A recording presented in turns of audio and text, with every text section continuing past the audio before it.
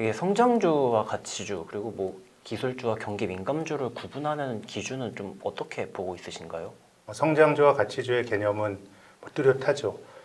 밸류에이션이 높은 게 성장주고 밸류에이션이 낮은 게 가치주입니다. 사람들이 밸류에이션을 높게 주는 거는 그 기업이 가진 비즈니스 모델이 앞으로 크게 성장할 거란 기대가 투영이 되어 있는 건데, 근데 지금은 기술의 변화가 굉장히 빠르게 나타나면서 성장주와 가치주를 명확하게 전통적인 비즈니스를 하던 회사들도 새로운 영역으로 사업을 확장하고 있기 때문에 그렇게 명확하게 나누기는 쉽지 않을 것 같고요. 한국을 대표하는 삼성전자는 글로벌 IT 업체 중에서 밸류에이션이 쌉니다. 가치주의 성격이 있고 하는 비즈니스는 굉장히 성장성이 높은 측면이 있기 때문에 삼성전자는 우리나라 성장주 지수에도 들어가고 네네. 가치주 지수에도 들어갑니다. 네네. 이제 그러다 보니까 명확하게 나누기는 어려울 것 같고, 다만 이제 명확한 거는 밸류에이션이 높고 낮고가 오히려 전통 산업은 되게 밸류에이션이 낮고 네네. 또 성장 산업은 밸류에이션이 높기 때문에 뭐 밸류에이션을 가지고 뭐 구별을 하는 게 좋을 것 같은데, 과거와 같이 그렇게 명확하게 종목들이 나눠지는 것 같지는 않습니다. 작년 3월 19일부터 네. 이제 코스피가 1,400 저점을 기록하고 반등한 모습을 보였는데 그 이후로 글로벌 주요국에서 통화 완화 정책, 제로 금리 약간 이런 식으로 정책을 펼치면서 성장주들, 그러니까 성장주 기술주들에 대한 투자자들의 밸류에이션 평가가 되게 높아졌었어요. 근데 이게 올해 한 2월, 3월부터 뭐 미국에서도 다우지수 올라가면서 이게 가치주로의 로테이션이 나타나고 있는데 이게 어떤 요인이 작용해서 성장주에서 가치주로 옮겨졌는지. 일반적으로 금리가 올라갈 때 성장주 주가가 약해지는 경우가 많습니다. 성장주는 당장 눈에 보이는 손익이 아니고 경기 사이클과 상관이 없습니다. 앞으로의 장기적인 성장성을 보고 사람들이 이제 주가에 투영하기 때문에 금리가 올라간다는 건 경기가 좋을 때 일반적으로 금리가 올라가니까 금리가 올라가는 국면에서는 막연한 기대감으로 주가가 형성이 된 성장주보다는 당장 눈에 보이는 손익이 있는 소위 뭐 경기 민감주들이 강세를 나타내는데, 최근에는 뭐 금리가 올라가면서 그런 현상이 벌어진 것 같고요.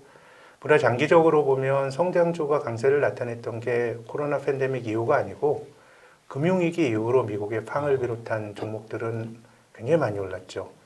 뭐 적게는 50배, 많게는 뭐 200배가 오른 종목들도 있기 때문에요. 조그만 중소형주들이 아니고 넷플릭스 팡이 그렇게 올랐습니다. 굉장히 장기적으로 주가가 많이 오르다 보니까 중기적인 가격 부담이 금리 상승을 매개로 해서 조정을 받는 것 같고, 특히 미국의 성장주들은 바이든 행정부 들어서 굉장히 반독점에 대해서 강경한 입장을 견제하고 있는 사람들이 행정부 스텝으로 들어가고 있어서 네네. 규제에 대한 리스크도 최근에 주가 조정의 뭐 중요한 이유인 것 같은데, 네네.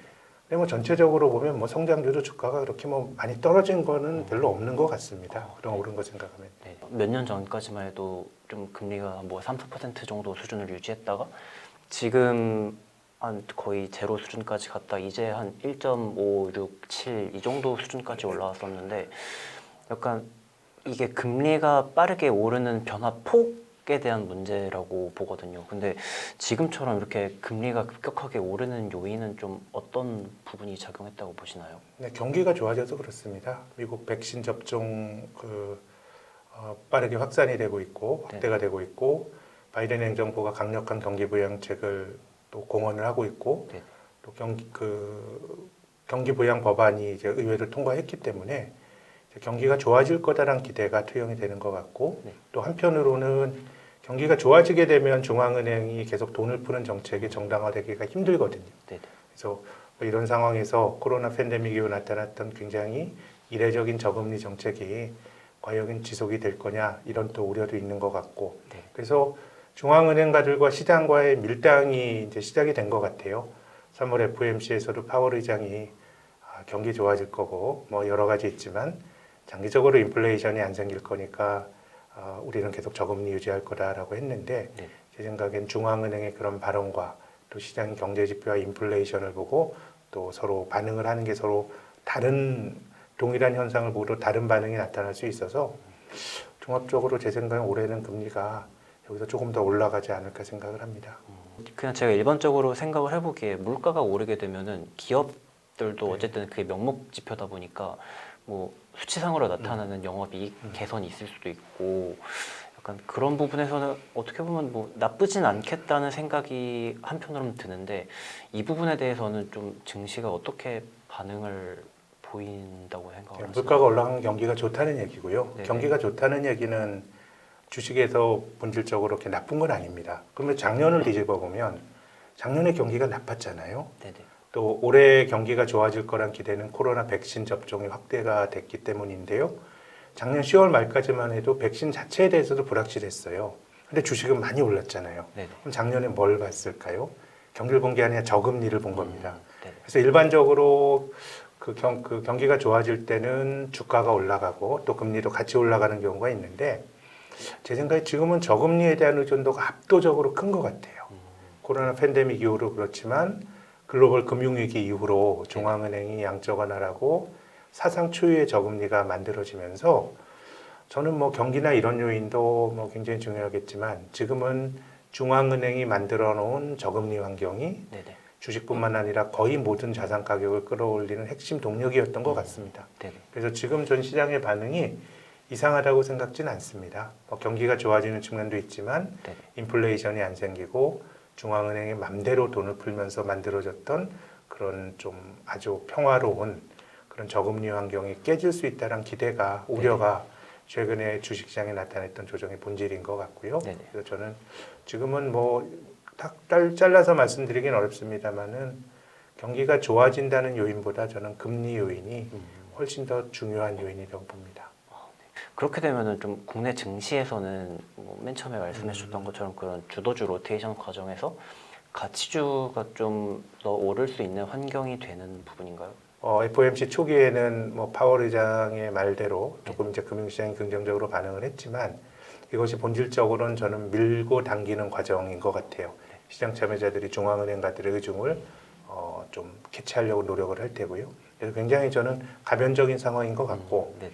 근데 어쨌든 그 3월 FOMC의 결과로 장기 금리가 올라가는 것을 막는 그런 정도의 발언은 아니었다고 생각이 되고요. 네네. 그래서 뭐 자생적으로 인플레가 생기고 경기가 좋아지면서 금리는 저는 더 오를 걸로 봅니다. 그럼 그런 과정이라 그러면 상대적으로 경기 민감주들이 조금 더 성과가 나을 수가 있겠죠. 약간 좀 그런 금리 상단은 좀 어느 정도까지 보고 알 있으신가요? 수는 없지만 제 생각에 미국의 10년짜리 금리 기준 올해는 한 2% 언저리까지는 가지 않을까 생각을 합니다. 미국 말고도 좀 중국과 관련해서도 좀 국내 증시에 커플링이 많이 되었다 보니까 좀 이 부분도 주목을 해야 할 부분인 것 같은데 좀 국내 증시에서는 이게 중국 영향을 좀 어떻게 봐야 할까요? 근데 뭐 주가가 커플링 되고 있다고 말하기는 어렵죠. 우리 주가는 네. 사상 최고치를 기록하고 있는데 네네. 중국 상해 종합 지수는 사상 최고치가 10년 전에 한 6,100인데 네네. 지금 뭐 한 3,000, 네네. 뭐 4, 500 왔다 갔다 하고 있고 우리가 작년 4분기에 뜀박질 할 때도 중국은 못 올랐으니까 주식시장은 좀 다르게 움직이는 것 같고요. 네네. 근데 이제 뭐 중국 입장에서도 성장률이 올해 뭐 높긴 하지만 3월달 전인대에서 얘기했던 건 우리가 무리하게 성장률을 높이기 위해서 노력하기보다는 네네. 뭐 중국은 부채 문제가 심각하니까 조금 경기가 좋아졌을 때 이 문제를 좀 보고 가겠다라는 거기 때문에 전체적으로 금융시장에서 기대하는 성장률 전망치와 이제 중국의 관료들이 말하는 괴리가 있는 것 같아요. 관료들 말하는 수치가 더 낮은 것 같고요. 그래서 중국 경제는 어쨌든 뭐 사회주의 국가니까 시장의 컨센서스보다는 관료들의 말을 더 잘 우리가 해석하는 게 중요한 것 같습니다. 그래서 올해 뭐 중국 경제가 대단히 뜨거울 것 같진 않고 네네. 이제 뭐 우리와 같은 나라는 미중 간의 갈등 과정에서 가장 큰 유탄을 맞았던 나라니까 지금도 뭐 바이든 행정부가 들어갔다 그래서 이렇게 뭐 한꺼번에 좋아질 가능성은 낮다고 보는데 어쨌든 미국 신정부 출범 이후 또 논의의 테이블이 마련이 되니까 네네. 이제 거기서 얼마나 좀 상호 간의 어떤 컨센서스가 도출이 되느냐가 관건인 것 같은데 근데 뭐 이제 대화 전까지 험한 얘기들이 오가는 걸 보면 본질적인 어떤 타협이나 좀 평화로운 세상이 이렇게 좀 그 미중 간의 그런 세상이 오긴 좀 힘든 거 아닌가 네. 제 의견은 그렇습니다. 그럼 이제 센터장님께서 보시기에 이제 뭐 상반기랑 하반기 정도에 이제 국내 증시에서 좀 리스크 요인 같은 건 좀 어떤 점을 보고 있으신가요? 글쎄요, 뭐 상하반기 이렇게 나눠서 말씀드리기 좀 힘든데 네. 올해 내내는 저는 뭐 금리가 중요할 것 같고요. 네네. 금리 올라가는 걸 진화하기 위한 중앙은행가들의 노력과 네네. 발표되는 지표와 또 인플레이션을 보고 또 올라가려는 시장 금리의 상승 압력 사이에서 네. 굉장히 치열한 밀고 당기기가 진행이 될 것 같고, 그래서 뭐 금리 상승 속도가 좀 완만하게 된다 그러면 제 생각에는 뭐 어쨌든 뭐 경기 회복을 반영해서 금리가 올라가는 거니까 네. 작년처럼 주식시장이 뜨겁지는 않겠지만 그래도 주식이 괜찮은 자산일 것 같고, 근데 금리가 가파르게 위쪽으로 뜀박질을 하게 되면 네. 저는 뭐 주식시장이 전체적으로 좀 조정을 받을 수도 있다고 보고요. 네.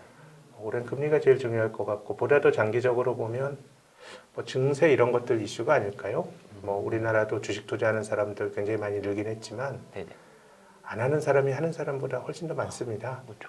미국도 마찬가지입니다. 미국처럼 주식 좋아하는 나라 국민들도 안 하는 사람이 더 많아요. 네. 그럼 이제 자산 가격이 올라간다는 거는 뭐 주식이건 부동산이건 돈 있는 사람이 하는 거거든요. 네. 이렇게 자산 가격이 뜀박질하게 되면 이게 부의 불균형이 커지게 되는데요. 대신 뭐 정부가 들어와서 이것저것 그걸 뭐 완화시키려고 노력은 하는데 그거는 정부의 부채가 많이 늘어나고 있고, 좀 크게 보면 증세와 관련된 이슈가 한국 사회도 중요한 사회적 의제가 될 것 같습니다. 내년 3월 대선 앞두고 네. 이런 일들 벌어지고 수 있고, 영국은 법인세율 인상 계획을 밝혔잖아요. 미국도 뭐 그렇게 한다는 거 아닙니까? 네. 그렇게 본다 그러면 굉장히 자산가들에게 아주 좋은 환경이 만들어졌어요. 저금리라고 하는 그런 어떤 그 발판을 중앙은행이 만들어줬는데, 뭐 중앙은행가들이 꼭 뭐 자산 가진 사람만 좋으라고 만들어줬겠습니까?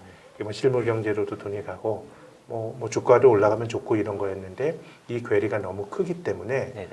뭔가 그동안 돈을 번 사람들에 대한 규제들이 저는 나올 거라고 생각이 되고, 네. 잘 나갔던 미국의 또 주식 투자하는 사람들에 대한 어떤 자산 소득에 대한 과세 네. 이런 것들이 글로벌하게 강화될 여지가 있어서 네. 길게 보면 증세와 규제 리스크가 주식 투자하는 사람들에게는 좀 중기적인 저는 위험 요인이라고 봅니다. 최근에 뭐 코스피가 1월 중 네. 해가지고 한 3,200까지 갔다가 네.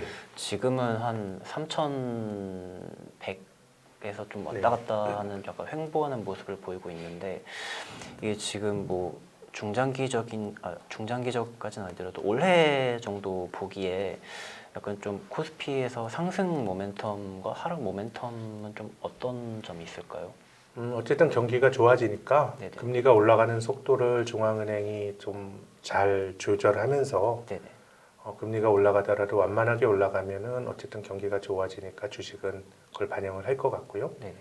또 작년만큼은 아니지만 올해도 한국 사람들이 주식을 굉장히 열심히 하고 있습니다. 네. 최근에 예탁금이 줄었지만 돈이 빠져나간 게 아니고 주식을 많이 사니까 예탁금이 준 거고요. 전체적으로 올 들어서도 30조 원이 넘는 돈이 들어왔는데, 저는 이게 구조적인 머니 무브라고 봅니다. 네네. 금리가 구조적으로 낮아졌고, 뭐 올해 조금 오른다고 하더라도 레벨에서 뭐 저금리고요. 또 부동산도 이제 진입 장벽이 너무 높아진 것 같아요. 집값이 너무 높아졌고 대출도 어렵기 때문에. 그래서 뭐 시장으로 계속 돈이 들어오는 머니 무브는 올해 뭐 굉장히 우리 증시의 중요한 버팀목이 될 거란 기대를 갖고 있고요. 네. 뭐 리스크 요인은 저는 뭐 또 금리라고 말씀드리고 싶습니다. 네. 이제 금리 올라가는 속도를 중앙은행이 제어하지 못하고 네. 무질서하게 높아진다 그러면 전 주식뿐만 아니라 뭐 거의 모든 자산이, 다른 심지어는 뭐 암호화폐라든가 이런 네네. 것까지도 조정을 받을 수 있다는 거고요. 두 번째는 최근에 우리가 배터리 논란을 이제 보고 있잖아요. 네네. 그러니까 성장주라는 건 굉장히 스토리라인은 좋은데 기본적으로 안 가본 영역이에요. 그렇죠. 불확실한 영역이고. 근데 밸류에이션 굉장히 이제 높아져 있기 때문에 성장주 주가가 지난 10년간 압도적으로 많이 올랐다는 가격 부담 자체가 네네. 조금 부담이 될 수가 있고, 특히 뭐 글로벌 성장주 주가를 선도하는 건 미국인데, 네네. 이제 미국의 어떤 반독점을 다루는 바이든 행정부 스태프들의 굉장히 강경한 네. 독점 반대론자들이 들어가고 있다는 것도 제 생각에는 주식시장에 내재된 리스크라고 봅니다. 증시가 횡보하면서 이제 투자에 대한 수요가 조금 과거보다는 좀 낮아진 흐름을 보이고 있는데, 그러니까 이런 수급적인 측면이 좀 증시에 영향을 미칠 수 있는 요인이 될 수 있는가요? 그럴 것 같은데요. 뭐 어차피 뭐 주가가 올라가면 연기금은 팔 거고, 네네. 한국 사람들 주식형 펀드는 안 하죠. 네네. 또 미국 경제가 굉장히 생각보다 다른 데보다 좋기 때문에 달러화도 강해질 가능성이 높으니까 외국인이 주식 사기는 힘들어 보이고, 네네. 그러면 작년처럼 한국의 개인 투자가들이 얼마나 주식시장을 돈을 넣느냐 이런 것들이 중요할 것 같은데요. 네네. 근데 뭐 1월이 예외라고 봐야 되지 않겠어요? 음. 뭐 40조 원 이걸 예외라고 봐야 되는 거고 네네. 또 뭐 그 거래 대금과 주가와의 어떤 인과성은 크지 않습니다. 네. 예, 뭐 시장이 핫할 때는 많이 오르거나 많이 떨어질 땐 거래가 많이 되는 거고 횡보하면 또 거래가 또 뭐 줄어드는 게 일반적인 패턴이니까 네네. 거래 대금을 통해서 뭐 시장을 보거나 이렇게 할 수는 없고요. 네네. 그는 뭐 어떻게 보면 뭐 시황을 그냥 반영하는 것이 아닌가 싶습니다. 그래서 뭐 제가 느끼기에는 뭐 주가가 작년처럼 그렇게 뜀박질만 할 수는 없고 네네. 또 작년처럼 주식시장으로 뭐 100조 원이 넘는 돈이 들어오는 것도 이것도 예외적인 현상으로 봐야 되는데 네네. 그래도 전체적으로는 예전처럼 한국 사람들이 주식에 일시적으로 탐닉했다가 네네. 곧바로 관심을 끊어버리는 그런 건 아닌 것 같고 네네. 올 들어서도 꾸준히 돈이 들어오고 있는데 개인 투자가들이 주식을 비중을 어떤 늘리는 그런 흐름 자체는 올해도 이어질 거라고 봅니다. 네. 센터장님께서 좀 최근에 관심 있게 보시는 뭐 섹터나 업종, 투자 자산 이런 건 좀 어떤 게 있으실까요? 글쎄요, 그냥 뭐 저는 뭐 여전히 주식이 좋은 자산이라고 생각합니다. 길게 네. 보면. 근데 그동안 이 뭐 성장과 가치 이런 또 뭐 이런 것들이 구분이 너무 좀 기계적으로 할 필요는 없는데 너무 이제 주가가 뜀박질을 하다 보니까 배당이라든가 이런 전통적인 투자 기준이 주는 어떤 중요성들이 많이 좀 과거보다는 네네. 좀 중요성이 덜 부각이 되는 것 같습니다. 여전히 저는 배당 한 4% 이상 주는 종목들도 꽤 있고 하니까 네네. 조금 스타일을 좀 다변화시킬 필요가 있는데 뭐 제가 관심 있게 보는 거는 올해는 경기 민감주들 이런 것들이 좀 좋아 보이고 배당을 주는 주식들도 좀 좋아 보이고 네네.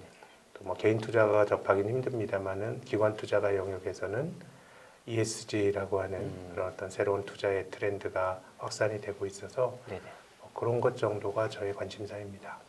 이제 센터장님께서 뭐 투자자분들에게 추천하는 포트폴리오 조합이나 아니면은 지금 같은 장세에서 어떻게 대응해야 하는지 전략 등은 좀 그리고 어떤 걸 장세마다 어떻게 뭐 네네. 대응 전략이 있겠나 싶어요. 주식 투자가 네네. 늘 유행이나 패션은 바뀌는데 네네. 그걸 내가 다 맞추려고 그러면 뭐 어떻게 맞출 수 있겠어요? 그냥 그것도 뭐 사람마다 다르겠지만 여윳돈을 가지고 가시는 분들의 제 생각에는 네네. 뭐 고착화될 저금리가 굉장히 그 장기화될 가능성이 높은데 아직도 내 자산의 주식이 굉장히 적은 분이라 그러면 네네. 뭐 단기적인 등락과 상관없이 조정 있을 때 늘리는 게 맞는 것 같고 네네. 근데 자산의 상당 부분이 주식 쪽에 되어 있다 그러면 작년에 굉장히 강하게 올랐기 때문에 오랜 기대치를 낮추시는 게 좋을 것 같고 네네. 특히 이제 우리나라 분들이 이 성장주에 대한 몰입이 있었고 뭐 주가가 올라가면 그게 또 좋아 보입니다. 최근 10년이 그런 세상이었고 성장주 주가는 굉장히 변동성이 큽니다. 네. 매우 변동성이 큽니다. 아마존이 지금 위대한 기업이 됐지 않습니까? 닷컴 버블 때도 아마존이 있었어요. 근데 닷컴 버블이 깨질 때 아마존 주가가 106불에서 9달러까지 떨어졌습니다. 네. 9불 하던 게 다시 3,000불 되면서 위대한 기업이 됐지만 제가 말씀드리고 싶은 거는 위대한 기업이라고 하더라도 밸류에이션이 높은 종목은 굉장히 변동성이 큽니다. 네네. 성장주 쪽으로 이렇게 포트폴리오가 집중되신 분들은 네네. 배당이라든가 이런 쪽으로 좀 스타일을 다변화하시는 게 어떨까 이런 조언을 드리고 싶습니다. 그러니까 특정 섹터에 몰린 포트폴리오보다는 약간 좀 다변화해서 좀 안정성 특히 성장주 쪽에 네네. 많이 들어가 계신 분들의 경우에는 네네. 조금 분산의 중요성이 네네. 더 높은 게 아닌가 싶습니다.